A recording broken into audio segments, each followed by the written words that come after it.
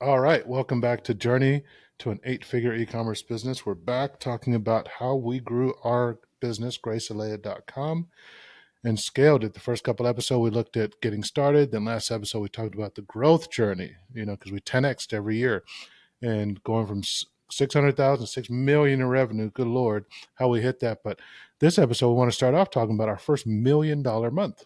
And then that'll lead us into talking about the fact that that's not all it's cut out to be. And while there's some good, there's also some bad. And it really highlighted a lot of division within our own team, within our family, within our business, all kinds of different things. So we'll just start there. Grace, you remember what it was like when we finally were like, oh my gosh, this business is making a ton of money. Good Lord. Mm-hmm. Yeah, no, I think that there was that November. Mm-hmm.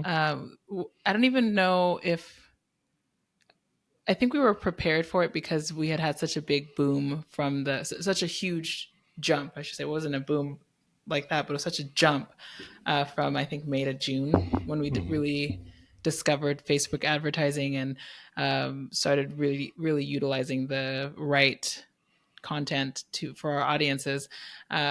So we had that huge jump. So we went into November kind of prepared with at least with inventory, but I think not really expecting it to be so big that Black Friday. And so um, I think it was a great. I mean, I think there was so much going on within the interpersonal that it was hard to see, but Mm-hmm. it was definitely us running, or I guess we're driving a race car and trying to change the tires at the same time. I remember going to the post office every single evening, sometimes twice. They almost learned our names. They recognized us. We backed in the Ford Flex filled with bags of orders that we needed to ship out, and it wasn't through the front. Of course, we'd go to the loading dock in the back, and we knew the post office at that point. Did we find that out at that point? Not to go to because they had lost like whole bags. I think there was one of the post offices nearby that would lose entire bags of inventory. But Mm-hmm. we basically were making constant runs because we were all shipping. Everyone was shipping. At this point, I think we maybe had one employee that was helping us with customer service, and it was just the family, and it was literally all hands on deck to make sure that we got all the orders out within basically a week or so that we had. Yeah, it It was was crazy. crazy. It was wild. I mean, and for a lot of folks listening, you wonder how do you go from doing a couple thousand to doing $1 million in a month. I remember it actually is pretty simple. It's not easy, but Mm-hmm. it's simple because you think about it. What's $1 million worth of revenue? Divide that by your average order value, and you can get Mm-hmm. how many orders you need. You can get how many Mm-hmm. units you need. You can get how many. You can work the math backwards Yeah. for every department in the business. And in episode 789 of podcast season 1, I talked specifically about how to do that, but that's all it took. So it's like, all right, if Mm-hmm. I know I'm going to need $200,000 worth of inventory to make $1 million at a 5x markup, then okay, I need to get $200,000. If that represents X amount of orders that I need to ship, then I need to be prepared with headcount to help me ship that amount Mm-hmm. of orders. If I know that it's going to cost me this much in ads, well, what's my return on ad spend? And Mm-hmm. I can look at that and say, all right, I'm making 10x ads ROAS or 5x ROAS or 4x ROAS. Okay, I need to spend 200. If it's four, I need to spend $250,000 on ads. And as Mm-hmm. long as I maintain that 4 ROAS, I'm going to be able to scale to hitting all that, and I don't run out of inventory. And so it was like, Mm-hmm. oh, this works. And as we were Mm-hmm. scaling ad spend, it was happening. So we Mm-hmm. just made sure we had the inventory, or we could at least go run and get it within a timely manner. And we made sure that the ads were still hitting that 4. And Mm-hmm. surprisingly, we were shocked that we Mm-hmm. were able to do it. We hit $1 million Yep. in one Mm-hmm. month. And Yeah. to your point, it was stress trying to Mm-hmm. get, when you're shipping, you find out quickly that the postal service, yeah, if you're taking bags to them, they'll be like, why don't we just leave a truck at your warehouse? Right? You Yeah. just fill it up. We'll come pick it up later. There's Yeah. certain things Literally. that happen when you become a high volume seller that Yeah. are Yeah. interesting. We got to find Yep. that out.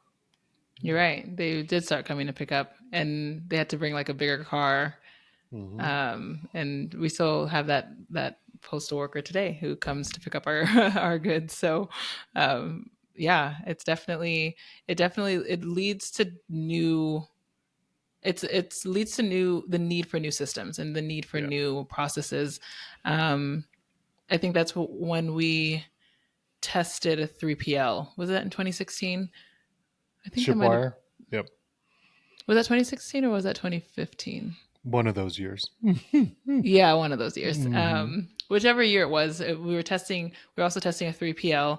And we talked about quality control with that you kind of lose with every degree of separation. If you're going out overseas, etc., you're losing a level of quality control in manufacturing. It's the same thing with shipping. If you as soon as it leaves your warehouse and sitting in someone else's and they're shipping for you, you do lose a level of quality control when it Hmm. comes to the actual shipping of the product. How it arrives, you don't have very much visibility on. And so there were a couple customers that got, full one customer in particular, then this legendary story lives on, got a whole box of scrunchies when they ordered one Hmm. scrunchie. I literally got a box of red scrunchies. I think it ended up being like 100 scrunchies, and so I think he even made like a little outfit with it, like put all of them on his arm and made a little outfit with it. And we're like, just keep them. Honestly, at this point, what are you gonna do? And so we were dealing with a little bit of that, and I think more money, more problems.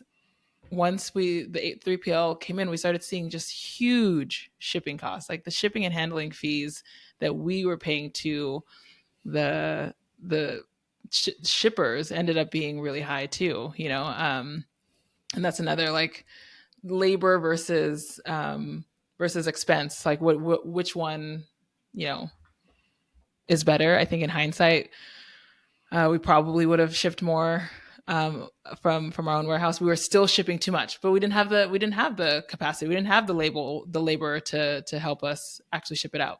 So. Yeah, and this is one of those the solution can sometimes be its own problem, right? So Mm-hmm, why do we get a third party logistics? Because third party logistics means that we don't have to do the logistics ourselves and we can scale. mm-hmm, And that I highly recommend. I still stand by it. I think it's mm-hmm, better to have a 3PL. Here's the downside though is you lose visibility. And in some senses you lose some control as well because it's no longer right down the hallway or in your mm-hmm, garage or in your own warehouse that you see your inventory. Now you're only looking through a website where there's an inventory count and that's about it, mm-hmm, right? Where you can see, you log into the portal and maybe you're lucky and they give you a webcam into it. Not many do, but you don't get to see your inventory anymore. And so now you mm-hmm, have to really be on top of them because they don't care about your inventory as much as you do. They never will. They can't. They have mm-hmm, lots of different clients. They can't care about every single client's inventory as much as their own. So reasons why things like that happen is you start they start making mistakes like what you described about the red scrunchies. That's cases versus eaches, right? mm-hmm, So if you put a case as one unit because it's in one box, but actually they're supposed to open the box and each item inside is an each is a unit, that's what needs to be shipped. That mistake happens all the time, right? mm-hmm, Another example is sometimes they'll start shipping something like a scrunchie. Instead of sending a first class mail, they send a priority mail, right? These types of mm-hmm, mistakes happen constantly. And so if you're going to use a 3PL, you absolutely must keep an eye on them. What was the payment quoted and verify every single unit. You can do this in Excel. What you paid, what you were supposed to pay for every single type of unit, and what you were paying before. You have to be doing that at least weekly, or at least when you get every invoice and before you pay, or else these kind of mistakes will just balloon out of control. I remember there was mm-hmm, one year we ended up having to fight them for $80,000 worth of mm-hmm. overages that they charged us. That we were just paying $80,000 more. That's a huge hit to profitability Yeah. just from not watching what they were doing because we Mm-hmm. assumed they would do the right thing, and they're humans; they make mistakes too. So, yeah. I unfortunately I don't have an opinion toward 3PL or not, but I do have more problems with 3PLs and that they're more likely to have overages. than Mhm. not. I've noticed that now that we've worked with more than three, is it Absolutely. four now? They're Yeah, more because they're likely not to going to have try to those they're overages. not going to try to optimize your cost. Like you would sit Yeah. here and look at every shipment. If you have start selling, like we started selling hats with bigger boxes, Mm-hmm. they're just going to pick the box it goes in and ship it out to the postal service. Mm-hmm. Well, if they were in a 2-inch smaller box, instead of it being a $40 Literally. shipping cost, it could be a $12 shipping cost. Sometimes Mm-hmm. it's that dramatic, but they will Mm-hmm. never, I mean, not say never, but they don't care enough They to don't make care that enough. adjustment for you because that Yeah. would require changing the product. And why would they want to have that conversation with you? But if it's Mm-hmm. in your warehouse, you would make that observation like, whoa, we're spending $40 shipping Mm-hmm. these things. They only Yep. cost $40, right? Or Yeah. that's what we're making is $40. Yep. So those Yep. kinds of things, what I mean by you lose some control. So that's why it's even more important to maintain visibility, right? But Mm-hmm. it's really a pick your poison because to Yeah. me, if you don't use a 3PL and you keep it in house and you're trying to do $1 million a month, that means you will be down there shipping. And we had Yes. many a day True. where Yes, we that were is true. sitting there for 2 straight days over the course of, I remember Thanksgiving weekend, eat some Mm-hmm. turkey and run back to the warehouse to work overnight, Yes. True. packaging and shipping. And then the next morning, the boys, our nephews would come in Mm-hmm. and they have to work. And then Mm-hmm. mom and dad come in and then we Yep. hire help and temp and everyone's Yep. in the warehouse just Mm-hmm. packaging instead of enjoying the turkey bowl and the rose Literally, bowl and Thanksgiving weekend. that is true. Why? Or So you we pick your we had poison. to and that's true. We had to build into our employee handbook other duties as assigned. Like just FYI, you might have to ship on, yeah, you're a graphic designer, but we're going to need you to wear comfortable Yeah. shoes and you're going to be standing helping us to, you're right, it's like you said, it's pick your poison. But in general, these are all the things that kind of come along with that $1 million month and getting to the seven figures. There's a lot of growing pains that come with it. Shipping's a huge one. Managing inventory is a huge one. Managing the cash afterward, another big one. Like, and how do we make sure that? How do you plan to plateau, as you said, so for a little while? We Mm-hmm. always were like grow, grow, grow, and I've kind of that I can say that I've kind of conceded to this idea of like, sometimes you plan to stagnate so Mm-hmm. that, or I shouldn't say stagnant, but just stay at the same level. You're still moving forward, but you just stay at the same level, so that you can catch your breath. You can make sure your systems are aligned for the next stage, essentially, and Yep. then you can look to go find funding and etc. to for growth. Yeah, I think that's the most surprising part of our story to most people is that we just decided to stop growing. Sometimes Mm-hmm. intentionally, sometimes unintentionally. At first, it was Yeah. unintentionally, right? And what do I Mm-hmm. mean by unintentionally stopping growth? Well, we started growing, and then the post office starts losing our Mm-hmm. bags, or the 3PL can't keep up. Well, Mm-hmm. guess what? We can't order more, and we have to shut down for a little while. That's Yeah. unintentional stopping of growth. So we just had problems that we had to solve. Yeah. Well, even once we had solved all those problems, we realized, wait, we're still not paying ourselves. How do we make $1 million Mm-hmm. in a month and we still didn't pay the owners, or we didn't pay the Mm-hmm. team, or we couldn't make payroll this month? We had to turn benefits off, or we had to turn off ordering for inventory, or because we're out of cash. Well, because of what we talked Mm-hmm. about in the last episode, like in order to grow, you have to take more revenue than you made a lot of cases and Mm-hmm. to pay just for the growth, the extra purchasing. Mm-hmm. So, what if you don't, though? Mm-hmm. That was the clue to unintentional stoppages of growth. So, well, wait a minute. Mm-hmm. What if we just stop growing for a while? Then, guess what?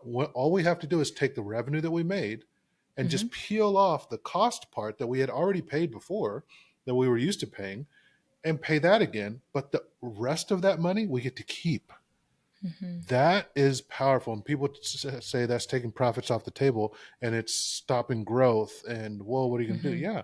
The folks Yeah. that are long in the game that have understand Mm-hmm. business, they don't care about hockey stick growth.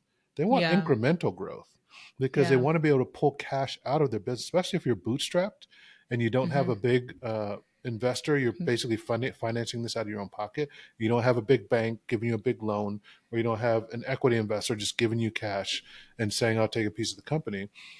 Stopping growth for a while allows you to actually pay yourself instead of putting all that cash back into hiring new employees, buying more inventory, Mm-hmm. funding more operations.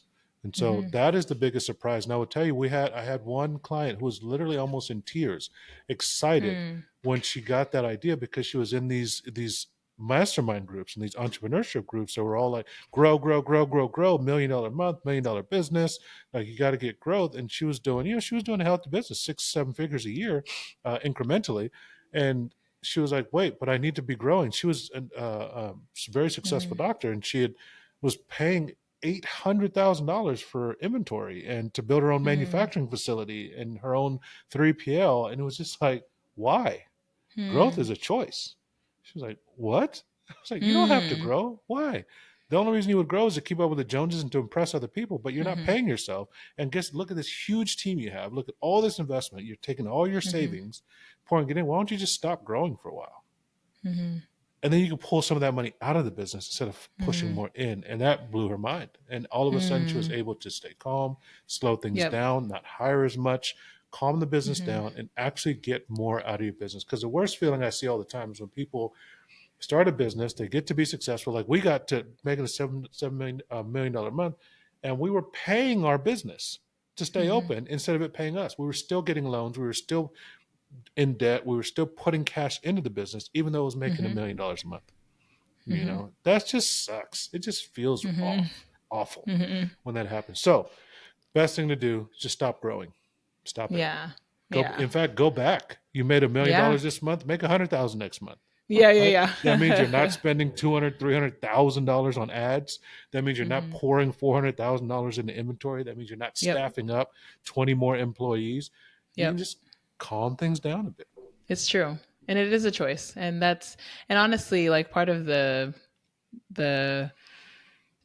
choice that we didn't see it as a choice at the time was the conflict that Yeah. ensued as a result of growth. Because there's Hmm. friction with growth, there's pain with growth, there's you know success and an increase in resources does not create problems. It just reveals kind of the things that were already there, and we probably had a lot of underlying things that hadn't been dealt with yet. And so, how did we? How do you think?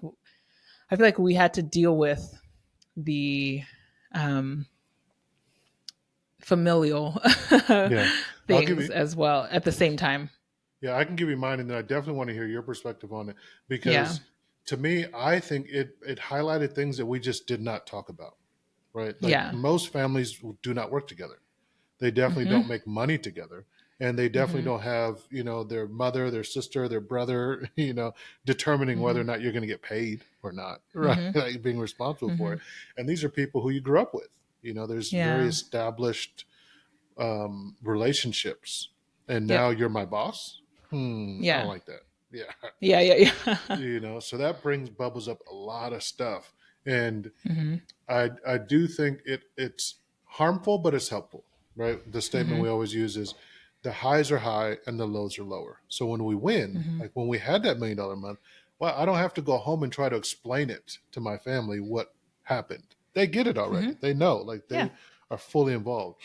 But the Mm-hmm, lows are also lower. The fact that, oh, mm-hmm, we made all this money, but we're not going to be able to pay payroll this year. And mm-hmm, it's Christmas time. Sorry, we have to pay our employees. That hurts even more, right? Or mm-hmm, worse, when someone says something nasty to you at work, it's usually it's whatever. But someone says something nasty to you in their family, they know how to make it hurt. They know mm-hmm. how to cut deep. So those are the things that, to me, really start to pop up in terms of when we look at the family and business side. But I'm curious for you, Mm-hmm. what do you think? Yeah, similarly, I think that there was a lot of things unsaid. I think that there were things that were highlighted among that. Once we're fighting over resources, like you said, it becomes we make value judgments on people's motives Mm, and desires, and um, I think that then that cuts even deeper. And then, like you said, it's not just that we have a family business. We have a family business that's a complete clash of so many cultures, even though we all grew up in the same house and have the same, our mom is Kenyan, our dad is from Nigeria, we grew up in mm, America, you were in the military, I was, like we have all these things that really were coming together with completely different, you know, um, kind of not values, but like we I don't know that, like you said, most families don't work together, and so they don't get an opportunity to see all the how all their differences. There's going to be friction amongst people who work closely together, let alone the fact that people who grew up together, thinking that we all, I think we all thought in groupthink, and I want to say what should have clued us into the fact that we probably shouldn't be. I think it was one of our mentors or coaches or whatever, who said, so we split up our shares equally between us, Mm-hmm. and one of our mentors was like, that's not normally um, Excellent. a good sign. Mm-hmm. Basically, it's not a good sign of trust between the founders, essentially, because of, and he had his reasons and they made sense in it. And once we got into it, it's almost as if we didn't want to name who should have had more, who shouldn't, and that's such a small thing, but it was like, it was so, um it spoke to the fact that there was a lack of trust, Mm-hmm. at the beginning, and that we weren't on the same page. We kind of kept glossing over issues, and glossing over things. And I think that once it came down to it, we had to define what we were in this for, and why we were doing this. And once we saw that everyone's why was probably completely different from each other's, it was like, oh, we are not completely on the same page on this one. And like you said, the dynamics of also being an African household, also, you know, no matter what, having mom in the boardroom, or having or the dynamic of it's called Grace Eleyae Inc., but you're my older brother. Like, that's, and we're in an African household where age and seniority matters. That was difficult. I think that was hard to navigate, and a lot of the conflict came from misinterpretations, and even though we all at our core, we knew that each other wanted the best, for Mm-hmm. some reason it's like, if we don't have enough inventory, I took it personally, like it's my fault, and you guys are all looking at me and blaming me for not having enough inventory, not having or this new product didn't work as well as we thought it would, and not, if the marketing wasn't working. It was like we were all taking things in the business that are 100% black and white. We started taking them personally, as if it were, and maybe we were actually doing some personal attacks at the same time. But it's like, I feel like that meshing um, Yeah. was really difficult and hard to It's the navigate. same idea of like when people say my business is my baby, right? It's Mm-hmm. we've meshed the business with our identity. Same with a family Mm, business, right? It's like if the business fails, I failed. If the business is a mm, failure, I'm a failure. When mm-hmm. that happens, it's hard to divorce the two. And so then Yep. it's like if anything is going bad on any day, it can control my emotions. It rules my sense of self, my sense of self Mm-hmm. esteem. And then guess what? Now we add on the family dynamics of like, you're supposed to be family. You're supposed to be Yeah. trustworthy. I can't trust you. It's like, Yeah. no, it's just Mm-hmm. a business, man. Like Mm-hmm. people Mm-hmm. can fail at business all the time and then start another one and succeed, Yeah. right? Like let it Yep. be its own thing. And I don't think Yep. when, especially when you're in family and it's your identity and everyone's Mm-hmm. wrapped up in it. We've put everything into it. Mm-hmm. It can be like, no, we just can't fail. The pressure is so Yeah. high that it Yeah. even removes some of the risk taking. It's just harder Mm-hmm. doing it that way. It's harder. Yeah. I mean, like you said, the highs are high. We came up together. We all got, our nice new cars. We all got nice new living Mm-hmm. situations. We all, got to pay off debt. Like, there's like the highs are high, like we were winning together. And so I think that there's moments of like, whoa, we did this thing, but the lows were just so low, like some of the conflicts that we had, some of the late night conversations, some that had to be mediated by dad, or like things that had to happen to make sure that we, and somehow, honestly, I mean, this isn't like a don't ever start a family business. We still go to Thanksgiving dinner. We Mm-hmm. still have Christmas. We still have good times. We still play games. It's not like I, we can't. It's just, I yeah. actually, some I part of tell me even people is not like, to start a family business. I tell them all the time, don't do it. I I'll say it. don't say that because only because if you guys can come with transparency and vulnerability, and like you said, not attach your identity to the business, then, but maybe that's not possible. You're like, Exactly. that's not a That's my possible. point. That's I a think that's lofty. possible. I think it's not possible because that's the way to I solve think it. it's Like if possible. you can be as transparent with a family member as you would be with Mhm. someone, a stranger you found off the street, then a family business could succeed. But But I don't why think we can can. one be so transparent with a stranger found off the street? I don't know if I could be transparent with that person.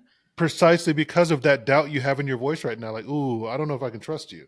So you're going to I put can in trust place the stranger. protections. Yeah. Oh, I Why? see. Yeah, you're going to put Got protections it. in place. You're going to be watching them.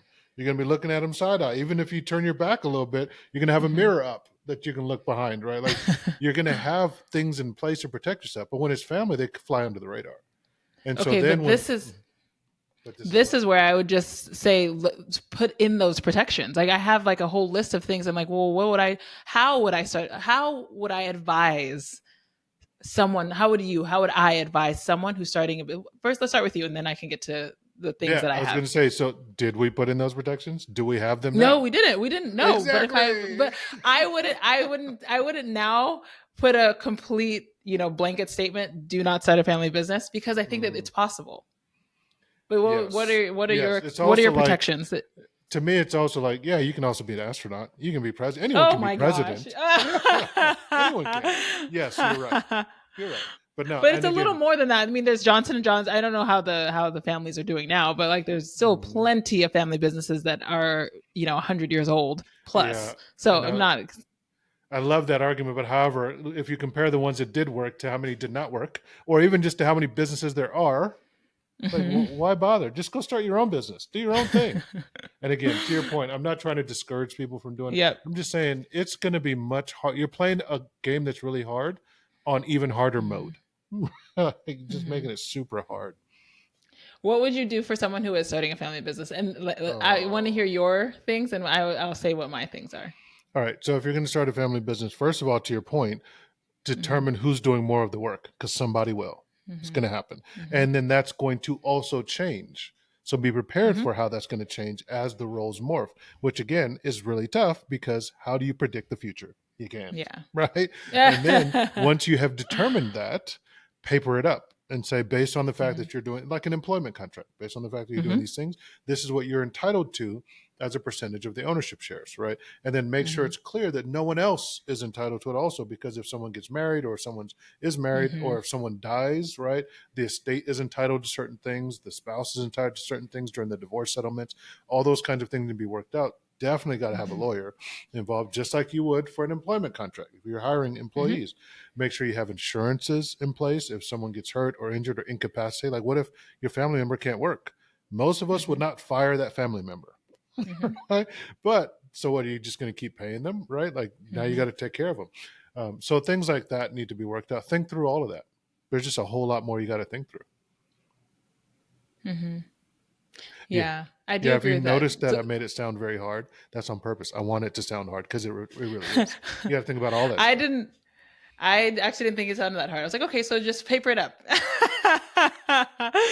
That's because you're like, oh, there's a castle. We can make it through the forest. Let's We can make it go. through the Yeah. forest. This will be For me, easy. like mine is more about the interpersonal. Like all of my advice for like working with family is like first is defining what you want out of this. Is it just like and you're right. All of this is actually quite hard. It took because you don't know yourself either, right? Mm-hmm. There's no way that at the beginning of this business I could have really truly named what I wanted out of it. Not really until I think it was like that third year when we were year three when we were putting all of our whys on the board, and I was like, oh wow. But that was the first year that we actually asked the question. Um, and then don't put a value judgment on the why of someone else. I think that that was a huge thing, was us putting a value judgment on other people's whys. And then I also say the third party always helped. I think, like for the That's most true. part, like it A just helped to mediator. have someone Yeah. else in the meeting, even if it, even if they weren't that great in what they did. Just having someone else there to be like to just ask the question like I could ask you, you could say something, and I say why, and you're like, I don't know, because, and then the same person next to me can be like, no, ma'am, but really why? And suddenly you open up it, or vice versa, like same thing. Hmm. Someone, and if you ask me, and like, I'm in my indignant mode, I might not say have anything to say, but if some just another person, a third party that's neutral, that's not taking sides, just there to kind of help guide the conversation, it really helps. And it's like, oh, Yeah. and suddenly I'm explaining, I, I um, yeah. I would not only would I agree with that, I would co-sign that tremendously and say if you're going to do it, and if I was going to soften on it, I would definitely have a third party that both people trust. That is a tiebreaker. Mm-hmm. That literally has veto power. That can be like, I don't care Mm-hmm. what you guys decide. If you come to me because you're arguing, Mm-hmm. I will make the decision.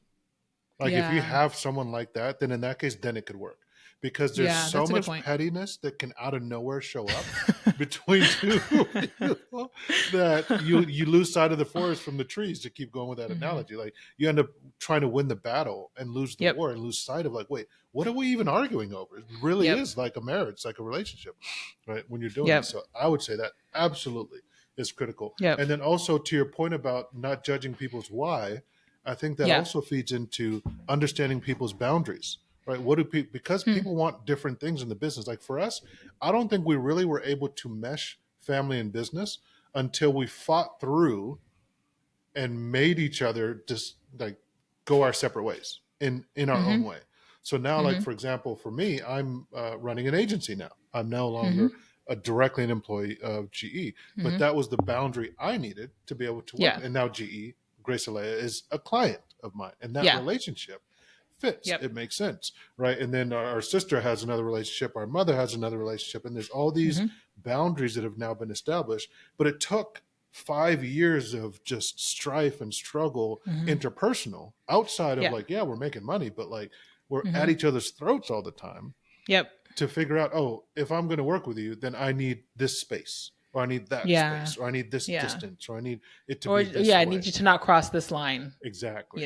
Right. Yeah. I know there are little things that I don't like to work on Sundays. Like I Yeah. just like you Mm-hmm. come and you talk to me about work, I glaze over. And I'm like, why are Mm-hmm. we talking about this right now? Yep. Like there's just little boundaries that like you don't realize it until you start setting them. And you're like, oh, I feel much more free that people are Mm-hmm. not that my family, who I'm supposed to just be spending family time with, there is not bugging me about the ad whatever or whatever the inventory problem that we have.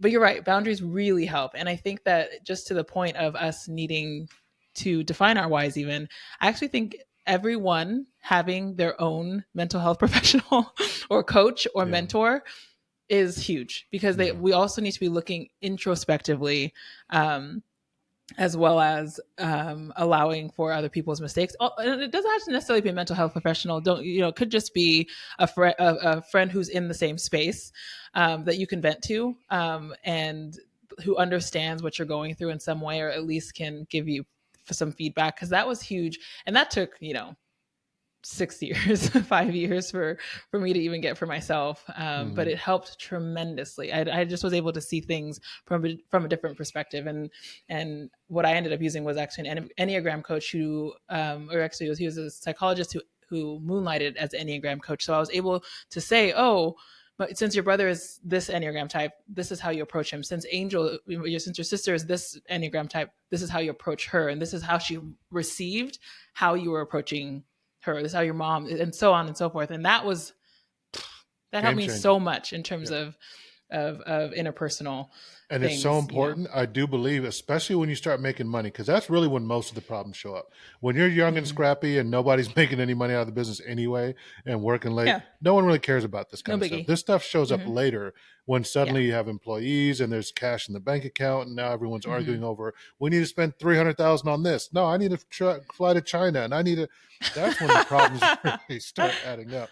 That's when you need to really focus on the Yeah. interpersonal. And I agree, it's so important that the business should budget it in, Yeah. coaches, therapists, those kind of things added to the Mm-hmm. benefits plan, to allow, Yep. especially the founders who have the most pressure, where you have the weight Yeah. of the business on you, give each individual person their own Yeah. person to help Yes. them, right? 100%. Interpersonally, mentally. It is a cost that is so profoundly It's so beneficial. worth it. It's absurd. Like you look at even major companies do this. Like CEOs have CEO coaches, right? Mm-hmm. Have therapists. And actually, a flip side of that, each one of the owners and the senior team should have their own person they can talk to. Mm-hmm. You should also have them have their own assistant, their own VA, Yeah. right? Yeah.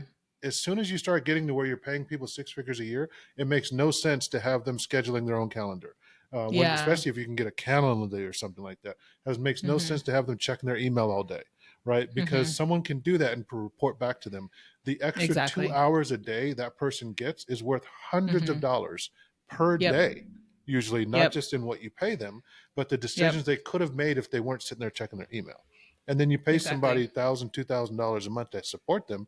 You've just Mm-hmm. actually improved their productivity and Yes. improved the balance of business. So anyway, interpersonal stuff. Even just like filling out spreadsheets. It's Yeah, like they should be yeah, doing that. They should be should be doing doing the analysis of the that. spreadsheet. You know, like yeah, I get it. Yeah, yep. Yeah, These are it's I very take care of your people. That is it. That is yes, what to me. Once you get into doing seven-figure months, that is what is crucial. Take care of not just your people, but your senior leaders. You your have to senior protect leaders. them because your senior leaders take care of your junior leaders who take care of your team. And that's Mm-hmm. what you're really managing as a founder once you get to Yep. that stage is the people that take care of the people that take care of the folks that do the work. Right? That Yeah, really do the work. 100%. Yeah. Yeah, So, and I think one other thing, even getting to how we can take things personally that are 100% black and white business is I think I had to realize how much of how much generalizations are emotional by nature. mhm. Generalizing things using and by generalizations I mean like so much or so That's, many. Like that all we had sucks. so many. That's never going to work. That all sucks. Yeah. Yeah, that doesn't work. And it's like, why doesn't it work? Well, because I just, don't think it's going to work. Okay, but why don't, and it's like until we started getting specific. Cuz again, we talked about that example I think in the last episode where it's like I think we should change. I came back after receiving some feedback, and I think we should completely change the design of the slap. Why? Because we were getting so many complaints about X, Y, Z. Well, what's so many? Well, like 25.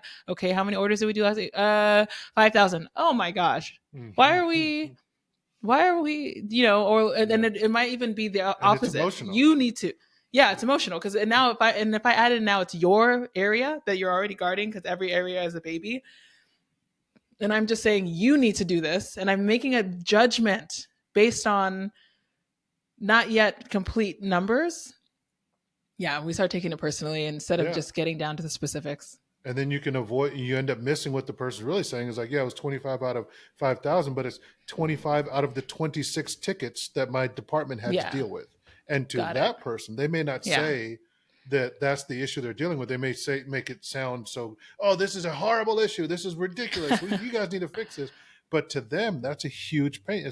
And they come yeah, at it that way. So by getting yep, specific to your point, and sorry, the specific was a 25, but if it's like, we have a mm-hmm. huge issue. What do you mean a Mm-hmm. huge issue? Well, to them, it's Mm-hmm. 25 out of 26. They didn't say that. They just came to bring you this Yeah, problem that this is a huge yeah, issue.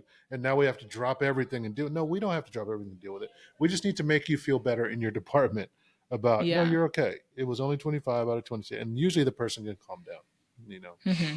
But yeah, Exactly, specificity is exactly. critical. So do you Yeah. feel like you're a success? Do you feel successful? I know. I don't. I feel like I don't know that success is an arrival, but there's moments of success. I feel like we've Mhm. had moments of huge success. I think that it's kind of I've played sports, soccer, especially my whole life up through college, and it's like um, we can make it all the way to the national championship, and it's kind of like every game, but every game along the way is not. Oh wow, we're successful. I don't know how to explain it. I feel like we're still in the season. Mhm. Like we're still in regular season play currently. And so all of our wins are amazing and they're so fun to celebrate, but I don't know that I feel like I've gotten to the national championship. Mm. I don't know. Does that make sense? It does. It just makes you wonder, what is the national championship? Yeah, yeah. Mhm. I don't know. You're right. And maybe the national championship is like sale, maybe the national championship is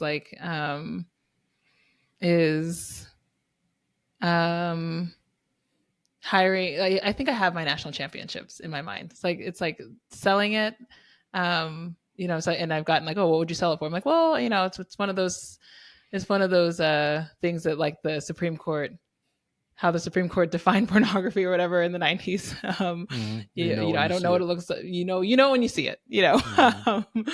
and so it's like, I'll know when I see it, the number, but, or maybe it's hiring. The next big win would be like hiring out our next C-suite that like replaces me, kind of thing. Um, I'm not So you sure. don't I'm not feel sure. successful. I don't feel. I know. I do. Yeah.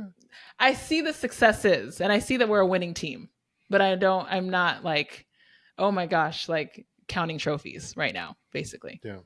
I find it interesting because a lot of folks would look at you and be like, "You're extremely successful. Look how big the business is." Mm-hmm. And Mm-hmm. why is that? And then there's other people who Mm-hmm. are bigger than we are, 10 times bigger, and Yes. would say the same thing you just said. Mm-hmm. What's that about? Like not don't count your trophies yet, kind of thing. Yeah, I'm not quite The there person. yet. I'm not at the national championship. We're still we got Yeah. work to do. We have a good team, and we're Yep. doing okay. Yeah. Yeah. What's And going on? you're right. It's probably a mindset. Mm-hmm. It probably has something to do with, wanting to stay humble. I don't know, but I do think that there are wins. I like to celebrate even the small wins. I really do. I like to look at things. I'm so grateful for how far we've come. 9 years is crazy. People, I know so many businesses don't even make it past the first 3 years.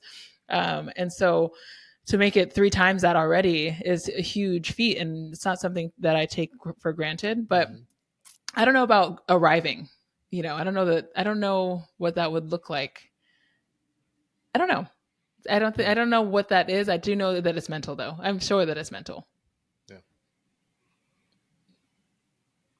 Yeah. Yeah, I'm pausing because it's just, to me, one of the scariest traps in business, right? Mm. Because like, yeah, if you were to ask me if I feel successful with the Mm-hmm. business that we built, it's like I force myself to say yes now. It's a Mm. forced yes, because I would have Okay. answered just like you did up until like a Yeah. year or two ago, which after we Yeah. talk about a lot of work and therapy and those kinds of things, it's like you just have Yep. this, like we've been talking about how growth is a choice, and Mm-hmm. the way to feel really start to win is to plateau at some point, right? Take Yep. some money off the table. I think success is a choice, Mm-hmm. right? Success is a choice. At some point, you just decide I'm successful now, because Mm. otherwise, you Mm-hmm. leave one rat race of the professional world, Yeah. and you put yourself into another rat race of I'm Mm-hmm. not at the national championship yet. Yeah. Because Yeah. right, like if we go back to podcast episodes when we Mm-hmm. were first starting out, I still remember when I was trying to get us to where we were making $4,000 a month so that I can Mm-hmm. apply for the e-commerce fuel community, because they had a minimum. Mm-hmm. You had to be making like $4,000 a month, 50,000 a year, something like Mm-hmm. that, right? And I was just, I wish I Mm-hmm. can get there. I wish I could get there. Now it's like, Yep. we're doing 5-6 million a year, and it's like we haven't made it yet. And I was so proud when Mm. we made it into the e-commerce fuel community. We're doing fifty Mm-hmm. thousand dollars a year, $60,000 a year. It's just like yay, right? Mm-hmm. And so you end up with comparing yourself to other people. Well, we're not True. there, because that turned immediately Mm-hmm. into, well, now we need to get $1 million a year, 7-figure business. Well, now we need Mm. to, and you end up just on this rat race of True. it, That is true. comparing to others. Um, and Ben Horowitz has a phenomenal book, The Hard Thing About Hard Things, and Mm-hmm. that's what helped me kind of break this down, because I remember when we finally hit $1 million in revenue, I Mm-hmm. was talking to someone and just miserable how bad we were doing. Everything's breaking all around us. This isn't working. The systems are bad. It's so inefficient. And I suck at this. I must be a terrible, Mm. horrible entrepreneur. I should have never left my job. How bad am I Mm. doing? It's like, wait, what? And in his book, he's taken several companies public, right? Which is Mm-hmm. like you said, that's the finish. That's the finish line, the gold standard of we made it for a lot of people. Mm-hmm. And he's done it multiple times. And he was saying how the whole time he feels like a failure. He has a knot in his stomach. There's bile. The struggle is real, and yet he doesn't feel successful. And that's just how Mm. we are wired. If you and he said, why bother doing this if you're not wired to be an entrepreneur? Just don't do it. Mm-hmm. So to Yeah. me, falling in love with the journey, falling in love with the process, Mm-hmm. being like, look, the fact that I'm able to Mm-hmm. do this, Yeah. is a win. The fact that we're Totally. not bankrupted and in a job or doing something we Mm-hmm. hate, that is Mm-hmm. success. So I force myself to True. believe that. And as long as I'm still here, I'm Mm-hmm. successful. Yeah, So, and I don't look at it as I guess binary, that there's success, and if you don't feel successful, you feel like a failure. Like I don't feel like mhm. a failure, by a long shot. But you're right. Like if we're defining success, even with the little wins, I love celebrating the even big wins. Like we've had some huge things that have happened from Oprah's favorite things a couple for 2 or 3 years for 2 years, different years, and in numerous magazines and on different celebrities, and we've had interview being on different TV shows. Like those are huge successes. Like I'm not, and it would be silly for me to say we're a failure. I don't Mhm. mean that, but I think the way that you said it, it did make me pause. Like, do you Yeah. feel like a success? And Hmm. it's like, I guess, yeah, you're right. If from how you just described it, yes, we are successful, 100%. And I like that you define that choice of words, Good. and it doesn't have to be that you arrived. You're not Yeah. asking, did you arrive? Yeah. Hmm. No, because it is a choice. And the Mm-hmm. best part about it is because now what's next, right? What are we doing now? Because we don't have to be done, right? I just love taking the Yeah. energy going forward because, like, I was talking to a client today who's trying to get to where they have consistent sales. They're like, I'm saying, how much did you make last month? So, nothing. How much did you make last Mm-hmm. year? I made a couple thousand. And those folks are successful. And the things like, oh, my email is only 800 people only. You know how hard it is to get 800 people to say yes, you can have Yeah, my information. Like that's a hard, like most especially people who have, now. Yeah. right.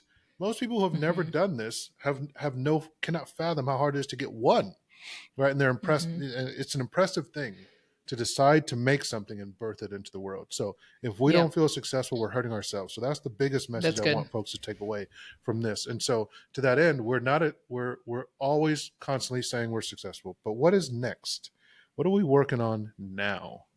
As we go Mm-hmm. forward. And I'm excited because in the next couple episodes, we're going to be talking with even other entrepreneurs, and I'm Mm-hmm. excited to have you join me to interview them, and we're going to be getting advice from them and giving advice and talking Mm-hmm. about their stories and figuring out like how do we keep going. So let me pause and ask you, like, what's next? What's next for your business? Yeah. So next for us is, of course, new products. So we're excited for our 2024 lineup, from some hair care products, which I'm really excited. This is like a baby that you've Mm-hmm. been along the journey with me, and you from before I really started to develop these, and it's been 3, 4 now years in the making. So I'm super excited about that, and then new products um, in terms of some of our new styles, some different turbans, and really fun stuff. And then our new markets. So we're just going to continue growing, both within the e-commerce space, but then also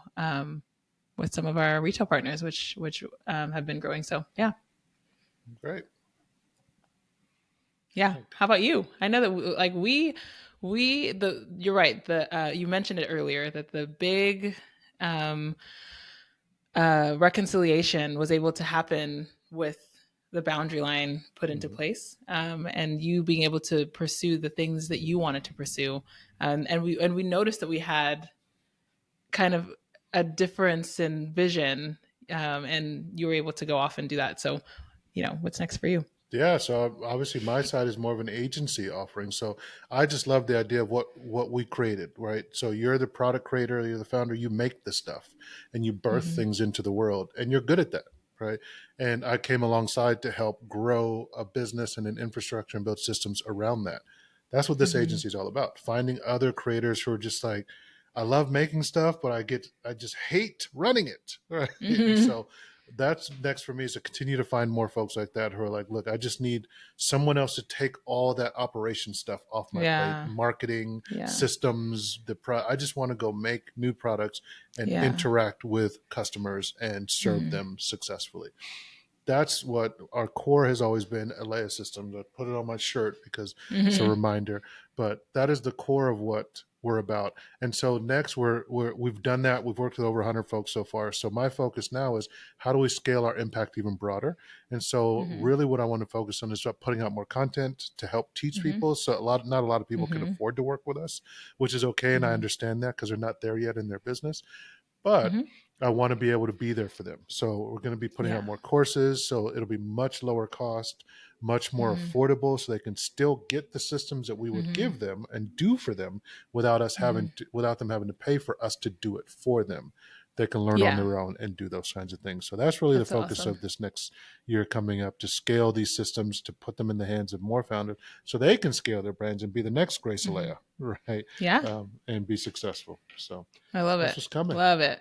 It's coming. It's exciting. I love So it. thank you, everyone, for joining us for this episode. We talked about our journey. We talked about some of the ups and downs.